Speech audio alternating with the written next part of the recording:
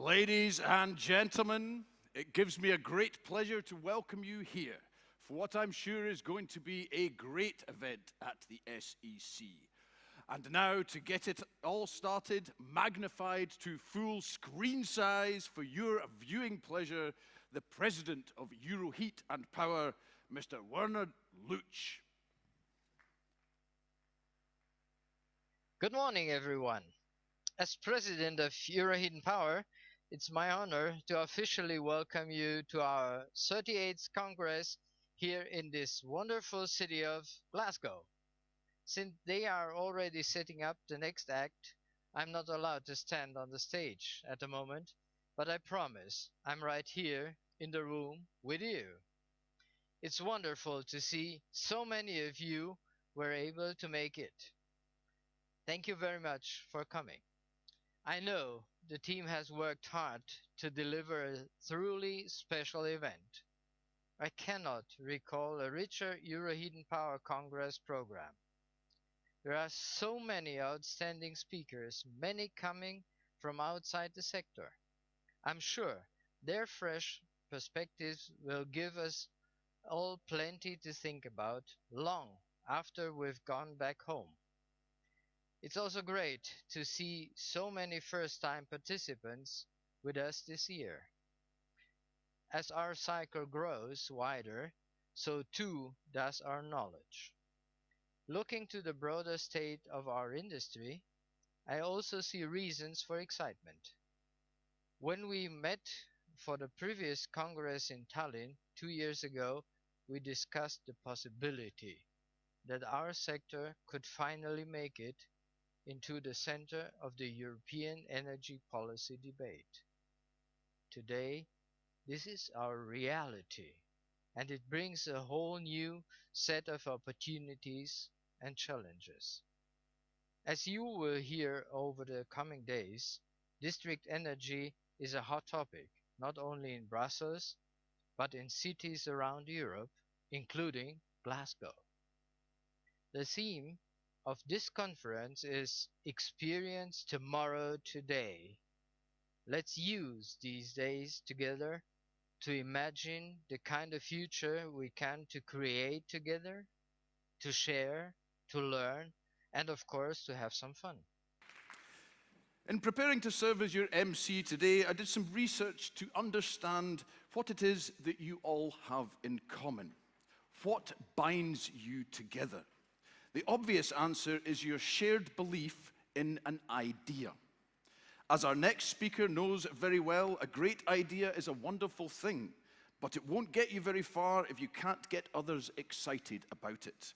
Great ideas need a voice. We are delighted to have with us today a man with a reputation as the very, very best in the pitch business. I think he may be just what you need. Ladies and gentlemen, please put your hands together and give a very, very warm welcome to Mr. David Beckett. Thank you. Good morning, ladies and gentlemen. It's lovely to be welcomed with a Scottish accent because, believe it or not, I was born in Falkirk, which is very close to this place. My name's David Beckett. I'm a pitch coach, and I'm here to ensure that your ideas have a voice. And I've been doing this with startups for the last few years. I've coached over 450 startups in all kinds of industries, from simple tech, making parking apps, through to elements of business which are similar to yours. And they raise a load of money. I never say that's because of me, but hey, every raise started with a pitch. And also been working with a lot of companies who are looking at the future of business, and they're all looking to pitch their ideas. And that's what I'm here to help you do as well. Now, let me briefly introduce myself. This is me, David Beckett, in 1992. I have to say those words really slowly. 1992, because it's so long ago. I just turned 50. And by the way, the reason this picture is in black and white is because in 1992, that tie, it didn't look good. It was way too colorful. It was a bad mistake. But what you see is the brand Canon. I worked for Canon for 16 years. I joined as a marketing assistant and went through to being a country director. And I was incredibly lucky because in the first weeks of joining Canon, I was forced to learn how to present. My boss was a guy called Lance Miller. Lance had worked in advertising for 20 years. So he could make a small mouse look like an elephant. Me, I was completely shy. I hardly said a word in the first 2 months because I'd never worked in an office. I didn't know what was going on. So after a couple of months, I think Lance took a look at me and he thought, this bloke David, is he any use to us? We either have to get him out of himself or get him out, one or the other. So let's see if he can present. So when we had visitors to the office, he would say, David, go and present the story of the company. We would have an exhibition. Go and tell that story 100 times. I did trainings, I did coachings. And over the next 16 years of working in Canon, I learned what an amazing advantage those first months were. Because what I learned is if you can present well, you are overrated.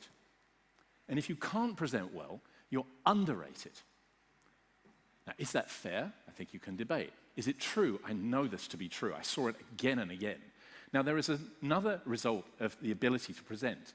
If you can present well, people listen to you. And if you can't present well, they don't listen.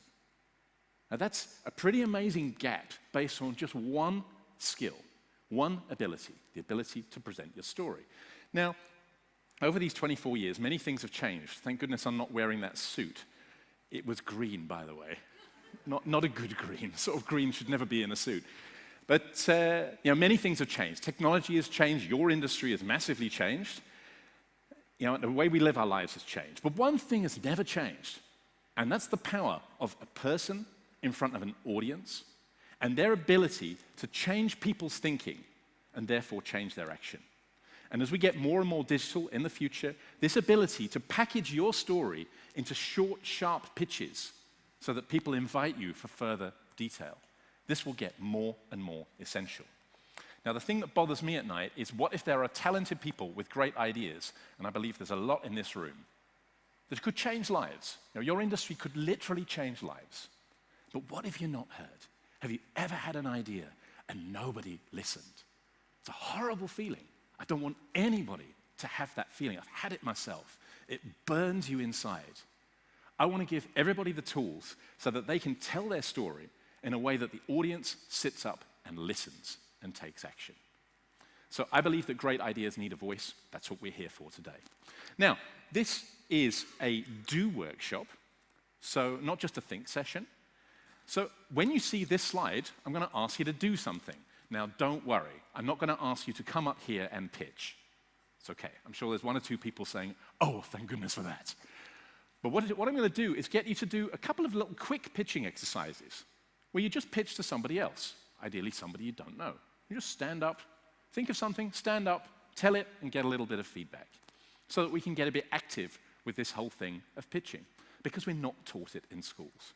Now, when we do it, I recommend that you get a piece of paper, a pen, and by the way, there's no time. So if I ask you to do something, don't think too much, just write something down and then stand up and present it to a person nearby you. The good thing about today is it doesn't have to be good.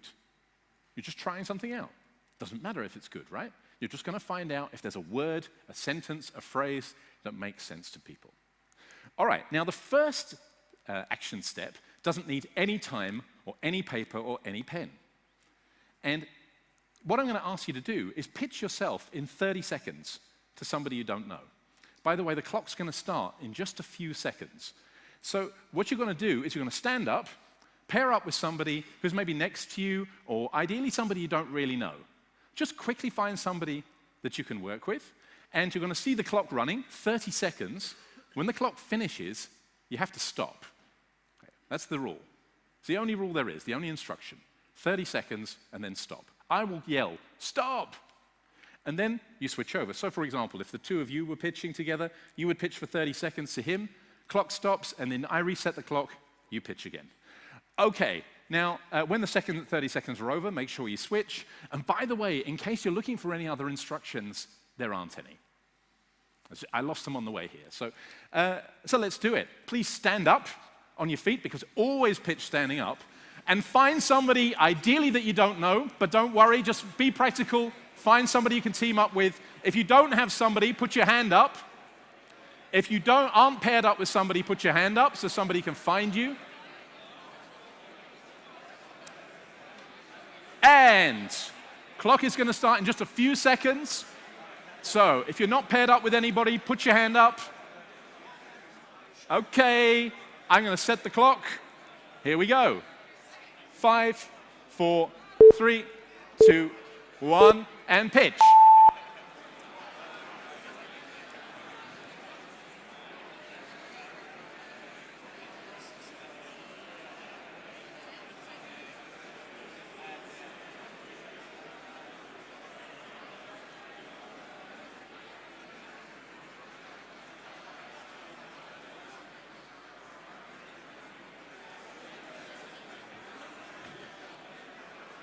Three, 2, 1, and stop.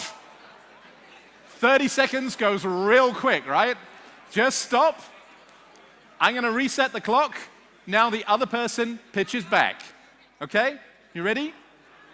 5, 4, 3, 2, 1, and go.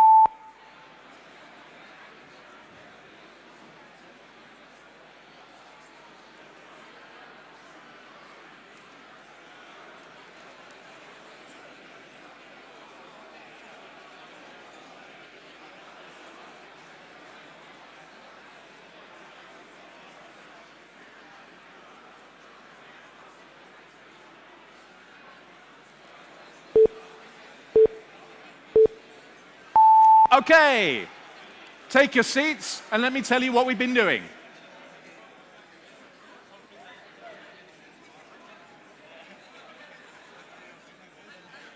All right, take your seats.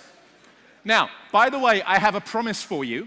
I promise you that this is the last dumb exercise you will do in this hour. I promise. Because it is kind of dumb, right? See, you don't know who you're pitching to. If you teamed up with somebody that you don't know who they are, so you don't know what they're interested in. Now, my guess is you probably spoke about either your work, where you're from, your family, maybe a hobby, possibly a pet, and one or two people talk about hopes and dreams. Oh, yes. Anybody talk about anything that wasn't in that group of things? It pretty much covers it, right? But it's pretty random. But this is how most people are presenting. They start a presentation, they think, what do I want to tell? But the first step that I really recommend you to do is make a little profile of who the audience is and what they are interested in. What are their big challenges? What do they care about?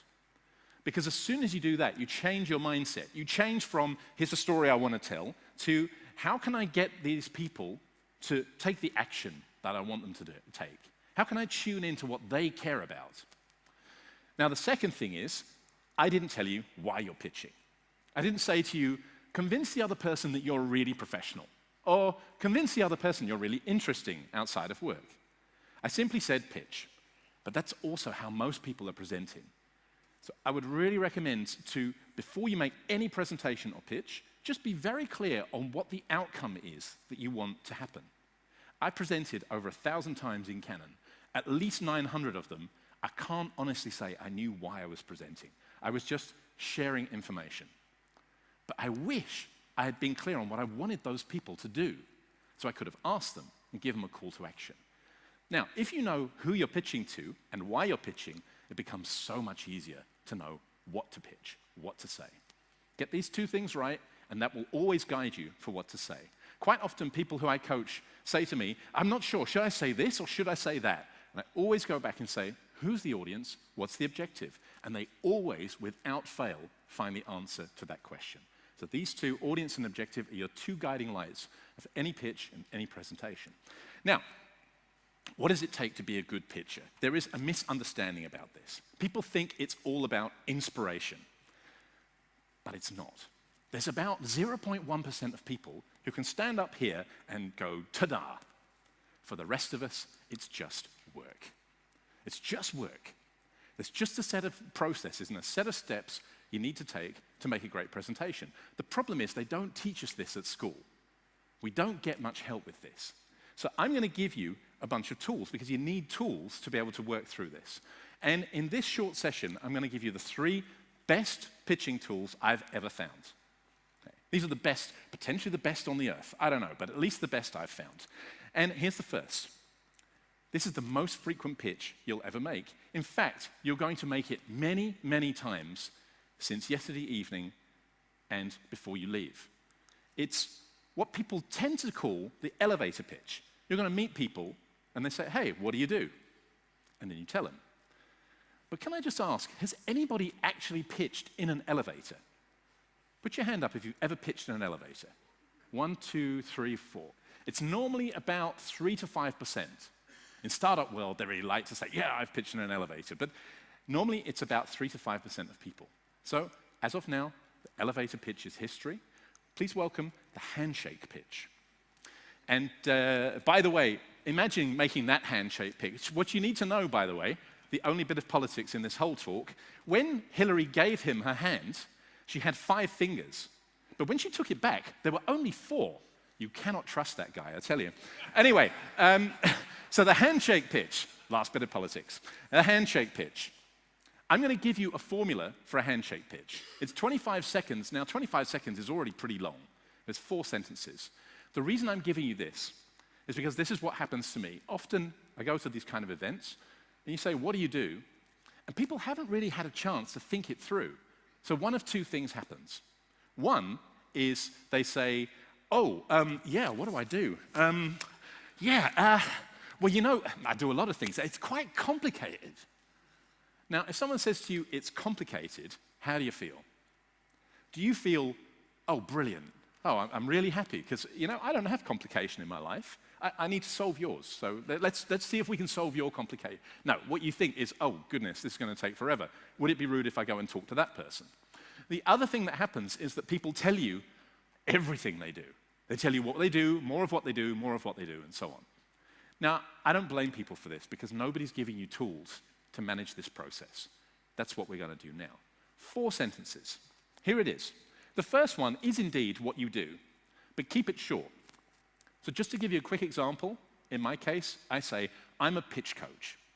But actually, I also coach executives. I coach some TEDx speakers. I sometimes teach at the University of Amsterdam. I work on these accelerators. You get the picture. So what's the most essential thing that you do? Then, who are the customers that you serve? Once again, you probably have various different segments of customers, but try to pick the 1 or 2 most likely to be understood. And if you mention a couple of companies that people might know, then that might help. An easy one, you know, I coach a lot of people in the banking sector. So if you work with companies like ABN AMRO and Barclays, then say, I work with banks such as ABN AMRO and Barclays, because that tells people, oh, you're working with these upper end of these players. So tell people what kind of customers, and if there's some brands that people will recognize, mention 1 or 2 of those. The third sentence is, what is their problem? What's the biggest problem that they face? Once again, probably lots of problems, but choose 1 or maximum 2 problems that they face. Not what you do to solve it, but what they face. Make sure that's really clear. And then the 4th sentence is coming back to how you uniquely solve it. So, what you do, who I do it for, problems they face, and here's how we solve it uniquely. Now, what we're going to do here is I'm going to give you 3 minutes to prepare. So we're going to play a little bit of music. You're going to get 3 minutes just to write something down, think it through, use your pen, use your phone, use whatever works.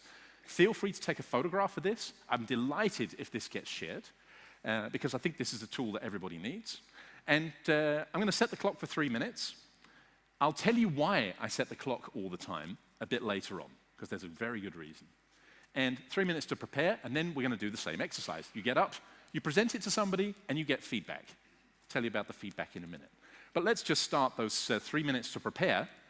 So get a pen, get a piece of paper, get a phone, whatever it is that you're going to use, and see if you can prepare these 4 sentences to prepare your handshake pitch.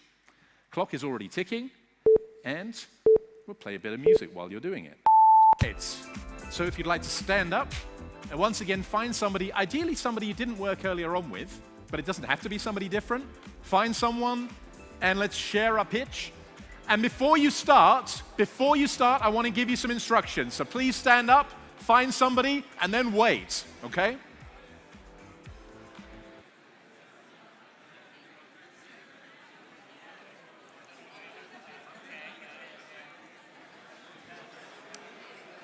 Okay, listen up, guys. Let me explain what you're going to do.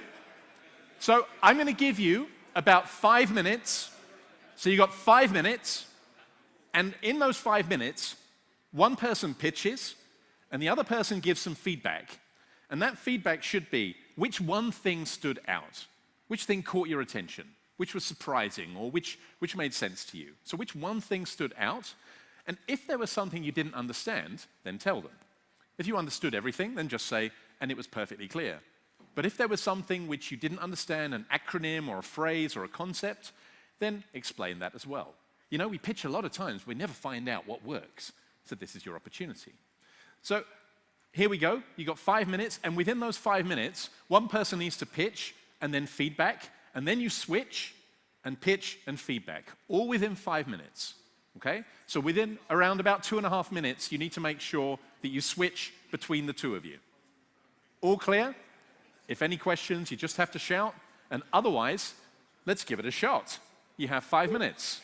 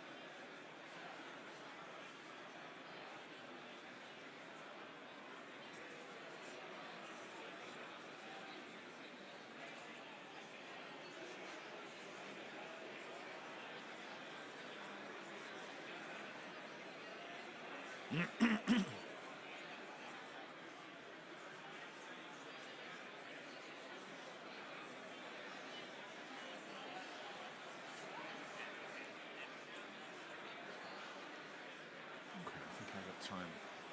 So.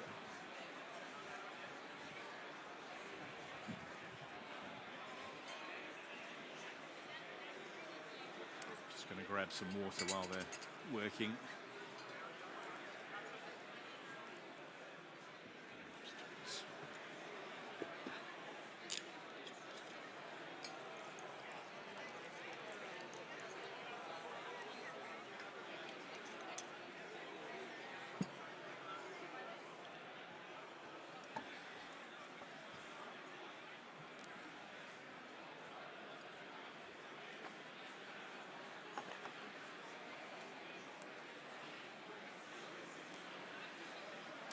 Don't forget to switch between you. Make sure that you switch between you so everybody gets a chance.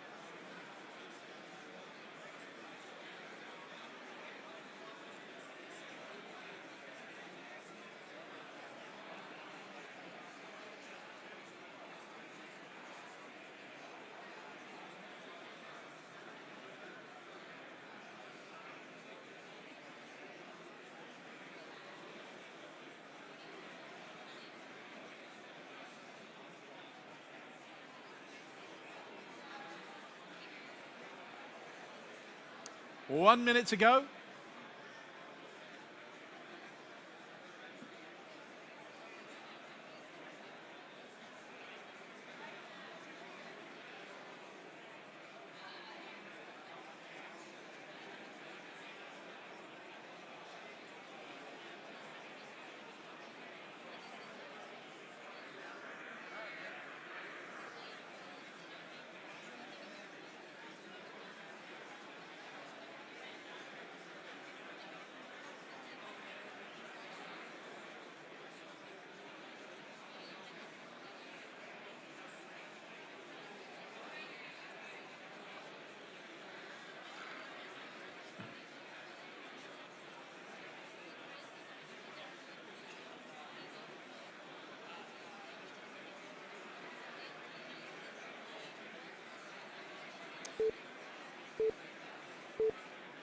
Okay, let's wrap it up. Take your seats, ladies and gentlemen. Wrap up the feedback, take your seats, and let's talk about what content should be in your pitch.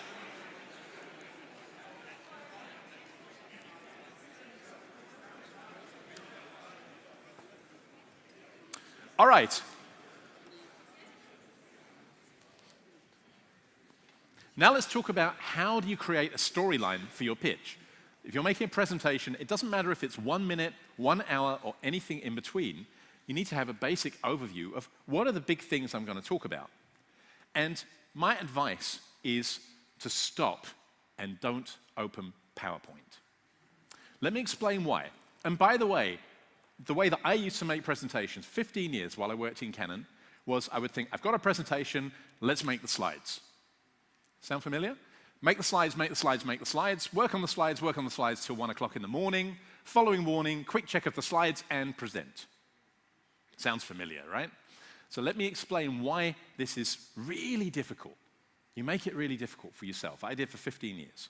You see, if you start editing slides, you come to the point where you see this text here, you see the highlighted text up here, test, and this block of text. You start to think to yourself, well, should this text be 32 point or 36 point?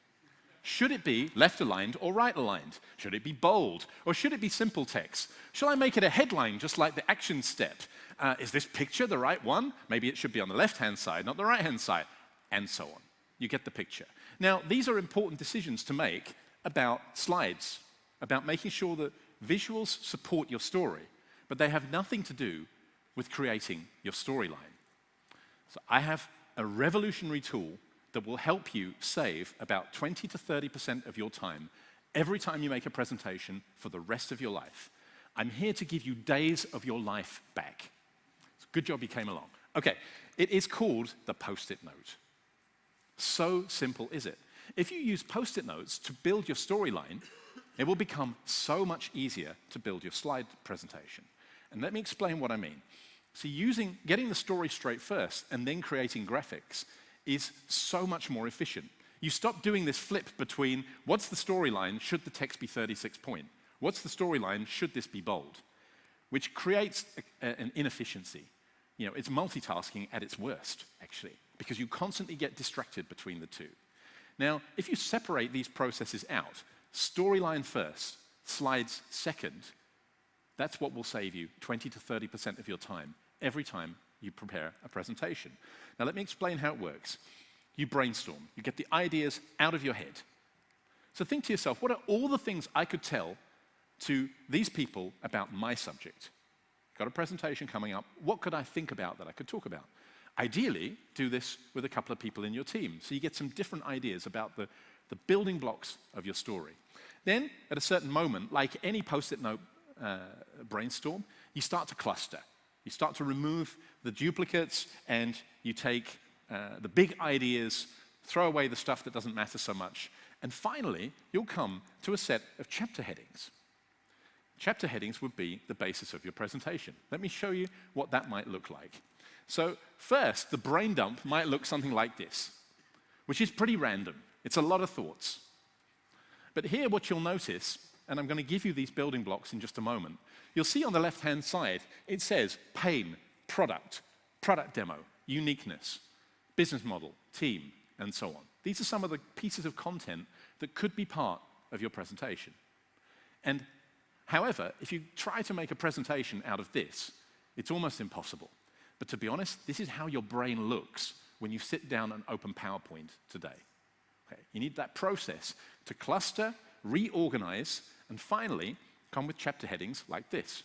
And this would be the ideal outcome, where you have some chapter headings, those are the ones in orange, and some content with one idea per post-it in the yellow. Now, I happen to be addicted to the power of 3. That's why there's 3 here. But it could be 5, it could be 7, it could be 1. And you can use this approach for a 1-minute pitch or a 1-hour presentation. I've used it for everything. And I guarantee you it will save you a lot of time. Why do I know that? Because I've coached over 3,500 people, and the thing that consistently comes back is this. This helped me raise the quality and save time. So just try this 2 or 3 times. For your next presentation, you will find it will be a massive jump forward in quality and time saving. Now, what content should be in your pitch? Now, there's a tool that I've got which I'm using with startups. It's called the Pitch Canvas. I have a lot of copies with me. So at the back end of the exhibition space, you can come and find me, and I've got various handouts for you. I think I've got enough of this for everybody, and I've got enough of a few other things for pretty much everybody. So please come and find me, and I'll explain it to you. But let me just pick up a few key elements of what should be in a short pitch. I think in a 1-minute pitch or a 3-minute pitch or 5 minutes, you might want to have simply, what's the pain that you're solving? What's the problem that you're fixing? So what we tend to do is say, this is what we do. But I would highly recommend take one step back and say, you know, the problem that's out there in the world is this. If you look at any startup pitch, this is what they always start with. But again, I wish I'd taken this approach in Canon.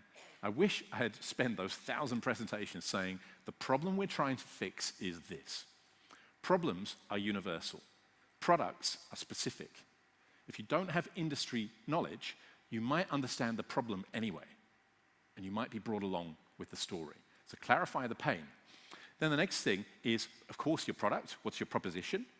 What's the approach that you're going to take to solve this pain? And what's unique? What's special about this approach? That can be the very basis, the backbone of the pitch. Now, let me just talk a little bit about pain. I want to give you an easy example of how pain might look. So pain isn't just saying, here it is. It's about talking about what the problem is made up of. Not just what is the problem, but what does it result in. I'll give you an easy example. I coached a startup called MobiPark, and they have a parking app. Now, what they don't say is, hi, we're MobiPark.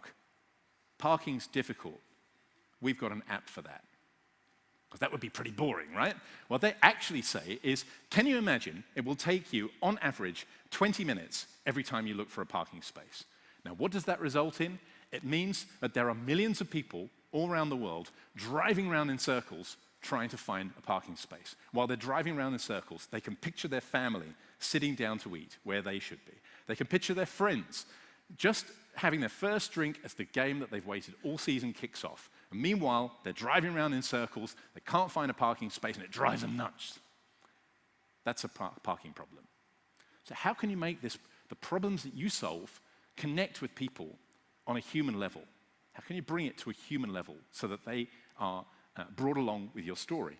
And that can be a combination of it's causing lost time, maybe more cost. It could be complex steps, irritation. It could be lost customers, bad reputation. It could be about impact or not making impact. It could be all sorts of things. But what's the problem and what does it result in? That's the first step of any great pitch. Then, beyond these 3 components, if you've got more time, then you can go into, for example, what's the current customers? Who is already buying this solution? You know, the fact is that nobody wants to be the first. We say that we do, but actually we want to be the 5th. The first 4, let them find out all the problems, and we'll be the 5th when the product's really good. So if you've got current customers, you've got current people using your proposition, then share those names. Next thing is the team. Who is going to make this happen? People believe in people, not projects. So who are the people behind the program? And that might be individuals, if that's relevant, or it might be collective skill. collective ability, collective experience. And finally, why you? Why do you care about this? I think this is the gold dust of any great presentation. Why do you care about this? Why do you think it's important? And then there's a couple of other optional components, which could be, what's the timeline? If you're proposing, you're really at the stage where you're proposing a rollout of a project, make very clear what the timeline is, and a clear call to action based on what do you need. It's amazing if you ask for help sometimes, you actually get it. So being clear on what you need from your audience and giving them a call to action. What's the first next step you want them to do? Is it a feasibility study? Is it a follow-up meeting? Is it go to the website and check our white paper? What is it that you want them to take action on? Think about, on Monday morning, this is what I want them to do. Now, what I'm going to recommend you, and because we're limited in time, I'm going to say this is an exercise that you can do at home, or you can do with your colleagues, and that would be to brainstorm some of these items. For example, brainstorm the pain, the solution, what's unique, what do you need, and the call to action. These could be the most important components of your next presentation. If you want to take a photograph of this, you can, and I will share this slide through social media so that you can access it. When you do, get the Post-its out. Just do it creatively. Think creatively. And quickly write down keywords and phrases, not full sentences. Make sure it's only one idea per Post-it so that you can reorganize things. Don't write down 5 sentences on each Post-it. And do it as a group. That will help you get really creative. And don't think too much. Just write. It's better to have 20 or 30 Post-its with rough scribbles than 5 perfectly crafted, written out Post-its. So this is something that you can do for any presentation that you make. Now, I want to ask you a question. How many words per minute can you say and remain understandable? Second half of that sentence is really important. I just wanted somebody to shout out. How many words can you say and remain understandable in 1 minute? What do you reckon? 30? I hear 30. 20? Okay. 100? I hear 100. 150?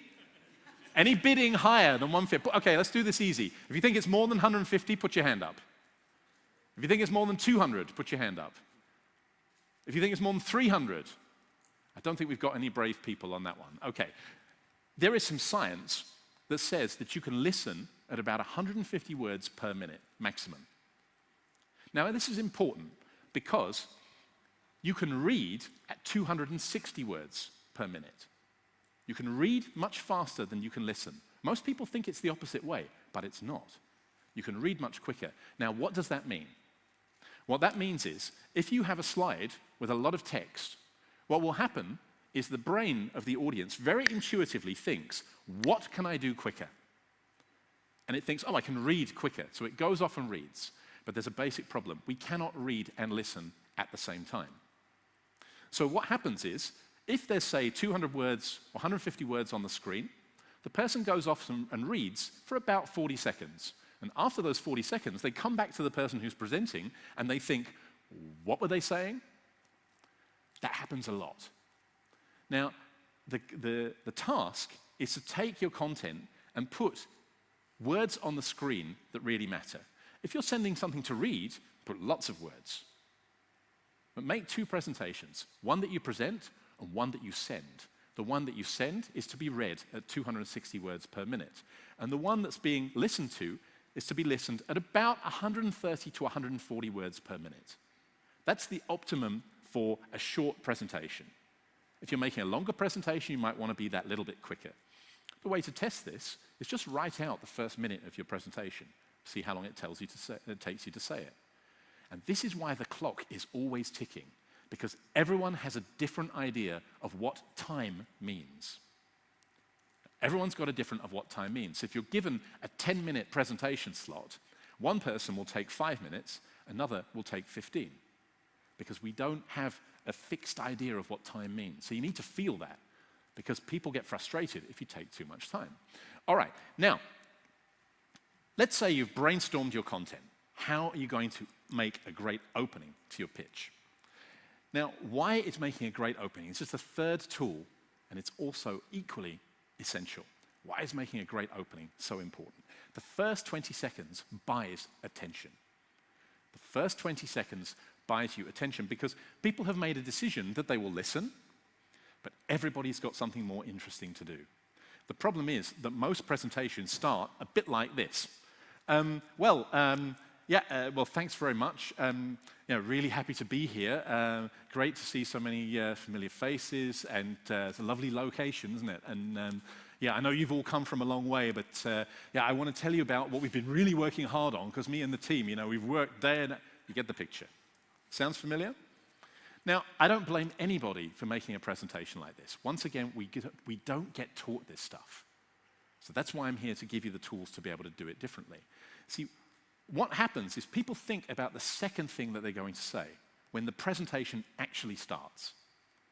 And they forget that that opening part, it's that little bit of politeness. The, hi, great location to be here, and blah, blah, blah, and then into the story.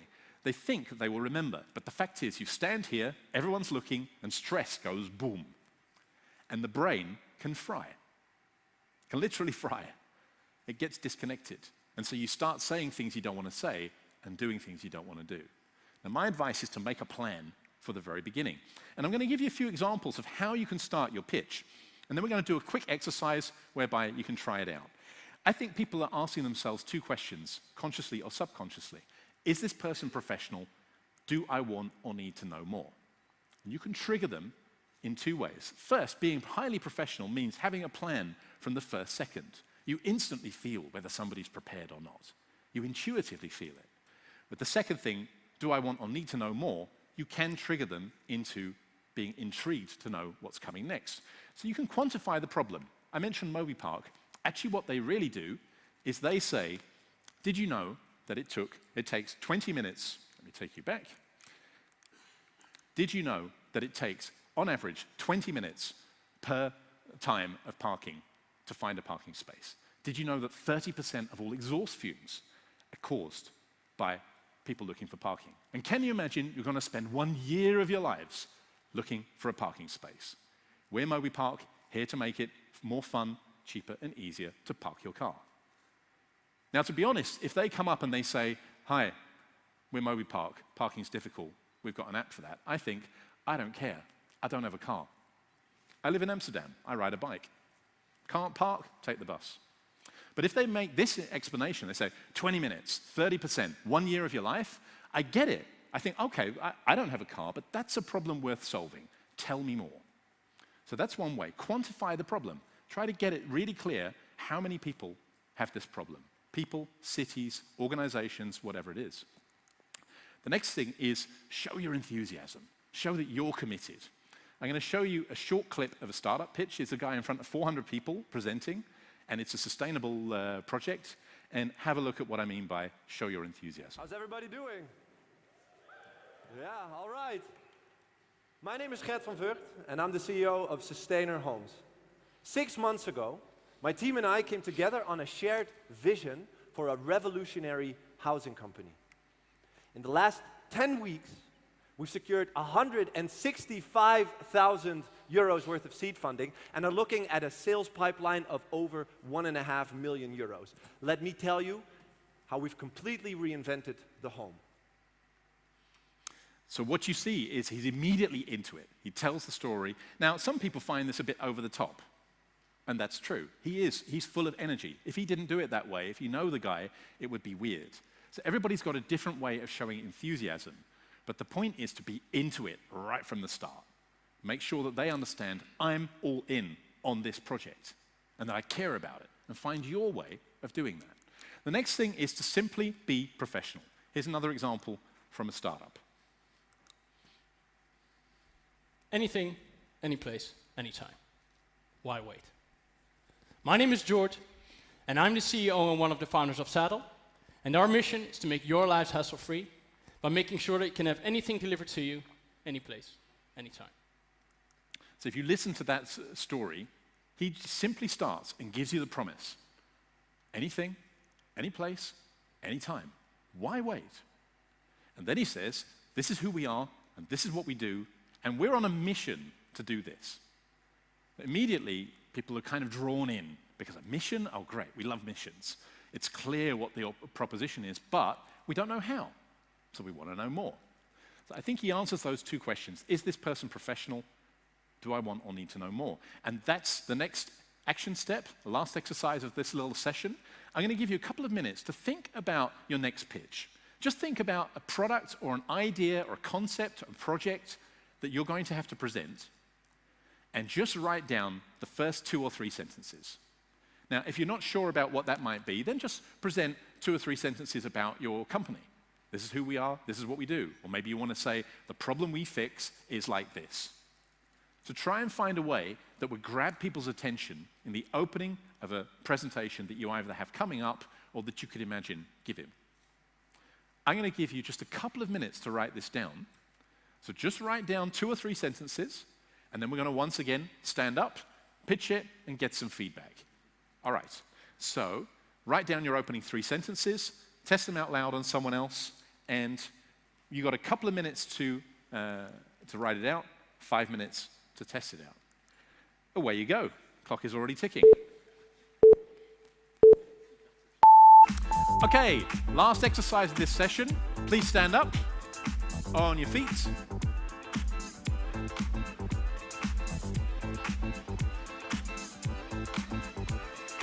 And let me just explain the feedback that you're going to give. So it's very simple. Is it professional? Does it make me want to know more?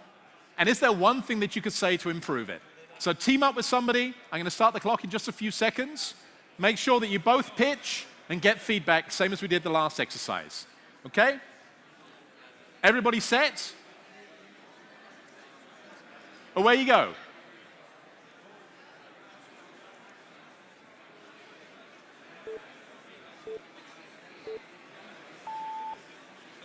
Thank you.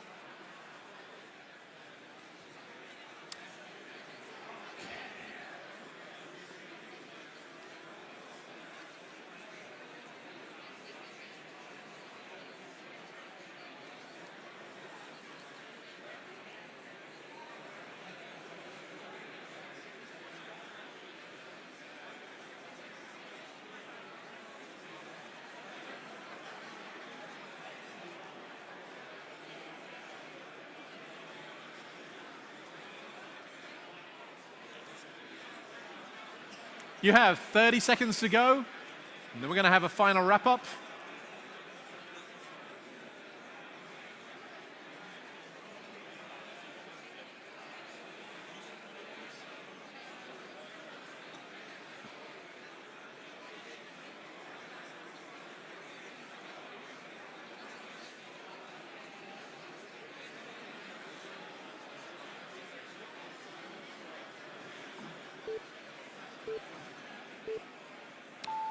Okay, ladies and gentlemen, take your seats, and then let's wrap it up.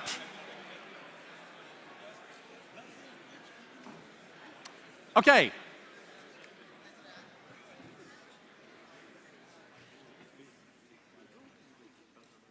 The final tip about preparing your presentation, then one tip on how to manage your nerves, and a few resources in the last 3 or 4 minutes. So, what you've just been doing is preparing the opening of your pitch, but what you're really doing is a really important process. It is, you think it through and you write it down. This is the thinking part. This is the making the slides. But then you start speaking. You say it out loud. Everything changes and you get feedback. Now, as soon as you start verbalizing stuff, people tell you which bits they understand and which bits they don't. You can see it. You can feel it. Sometimes even presenting to yourself, you will know, hey, that's not what I should say. I wouldn't normally say that. What I would actually say is this. Oh yeah, okay, that sounds good. So I would highly recommend go through this process, especially for parts of your presentations where you're not really certain, where you're feeling a bit unsure, and especially the opening and the closing of your presentation, because the opening and the closing make the biggest impact on the presentation. The opening buys attention, and the closing is the last thing that they will remember. Now, how to manage your nerves. I have one tip for you for how to keep calm and pitch. And it is very simple. By the way, does anybody get nervous when they have to present? Put your hand up if you get nervous before you have to present. Yeah, I see a couple of people with 2 fingers up saying, I get very nervous. Okay, by the way, I've asked over 2,000 people this question. It doesn't matter if they're experienced CEOs, young startup founders, or everything in between. Over 90% of people put their hand up for this, and yet we're not taught how to deal with this in school, right? If we can't count, we teach them maths. If we get nervous with presentation, we don't do anything to help people. That's really strange. So I've got some tips for you, but here's one, and this will help 90% of people solve 90% of their nerves, and that is learn the first 60 seconds.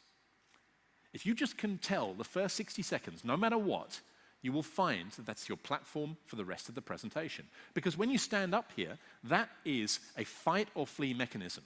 You are one, they are many.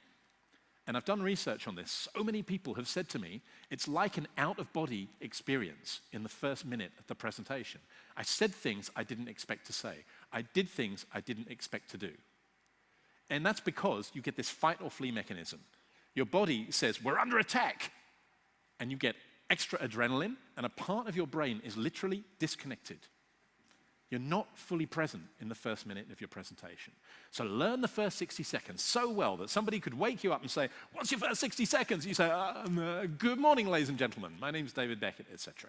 So get yourself to that stage, and this is almost guarantee of helping you manage your nerves. I have a whole bunch of other tips which are related to, for example, Amy Cuddy. I recommend to have a look at this TED Talk by a lady called Amy Cuddy.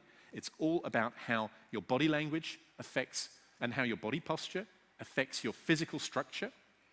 This can really help you. It involves standing like this for 2 minutes. If you want to know how you can do this without looking like a nut, I'll explain to you another time. And the last thing is, in the minutes just before you present, just breathe. Get some air in your lungs. Think about the work that you've done to prepare for this pitch, and just breathe. All right, now, what I want to do is give you a few pitch resources. I mentioned one pitch. There's one pitch I can recommend you. And by the way, I've got a card with these resources on them. I've got enough for everybody. So please come to the stand at the far corner, and I can give you a card with these resources on them. It's a pitch by a company called 24 Sessions. You can find it on YouTube. Just search 24 Sessions. It's 8 minutes, and it's really professional. But a number of people have said to me, yeah, it's not the most exciting of pitches. I personally think it's a great pitch. You get to the end and you think, I could do business with this guy. It's really professionally planned from start to end. But it's maybe lacking a couple of real enthusiastic moments. Then there's the other pitch which I referred to earlier on by Sustainer Homes. And here, the guy is much more energetic. He's much more out there and enthusiastic. Sometimes people find it a bit over the top. I must say, I really like it. I feel like he's really in it. And because I know him, I know that it's the real him. But you have to ask yourself, what's my way of presenting? Is it to be the professional, organized person? Or am I the person who comes in on a Monday morning and says, you won't believe what happened, it was amazing? Think about who you are and be in line with the person that you are. You can't be a pitcher. You just be yourself and share your story. Then you can get some tips from me on Startup Amsterdam YouTube channel. I've got 8 tips. They are short movies of 20 to 60 seconds. So in 5 minutes, you get 8 tips, some of which you've seen here. And I've got around about 100 copies of these 3 tip cards. So not quite enough for everybody. So I've got physical copies of this. Once again, come and see me in the exhibition area.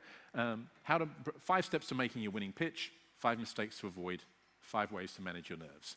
And finally, all of this is packaged up digitally in a very simple app. It's completely free.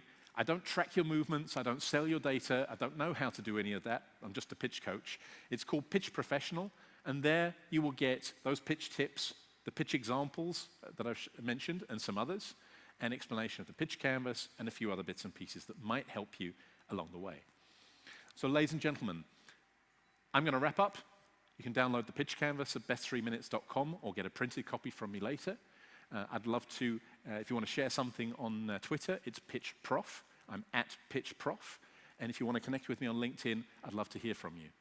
Ladies and gentlemen, my name's David Beckett. I'm a pitch coach, and I'm here to ensure your ideas have a voice. Thank you.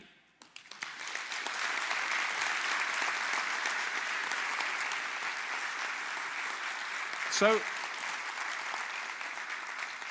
now we've thought about how to tell your story, get your pitch out there so that people can understand it. And now I'm going to hand over to Patrick, who is going to run a panel on the theme of Think the Unthinkable. Over to you, Patrick. Please give a hand.